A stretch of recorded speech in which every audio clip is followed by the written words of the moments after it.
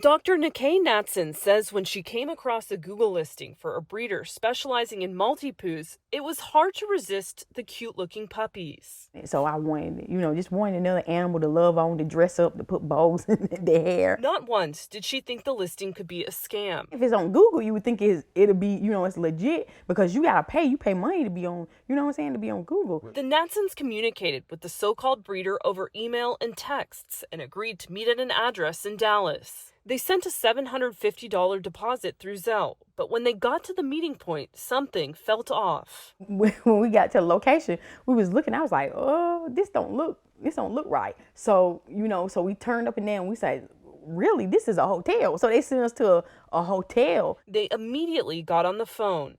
A lady answered. A lady did answer, and I said, "Well, we're here to meet you." And then the person that answered the phone was acting like they didn't know what I was talking about. That's when the Natsons realized they'd been scammed. God, I just bawled and cried. I was like, "Oh my God, I can't believe these people just scammed us." To be taken advantage of that way, it made us feel like we were just mistreated. The Better Business Bureau says these types of scams are on the rise, especially during the holidays. They are continuing because they are successful. The crooks and the scammers, they pay for advertising. They pay for advertising on social media. They pay to be, in the top of the search results. The nonprofit says always do a reverse image search on the pet to see if they show up on another website. And don't pay anyone a dime until you see the pet in person. The Natsons also recommend FaceTiming both the breeder and their customers.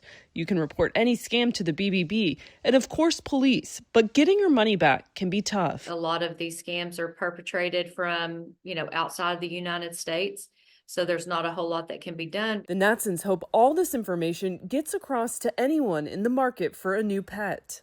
Any deal that sounds too good to be true, it's too good to be true. In Melissa, Aaron Jones, CBS News, Texas.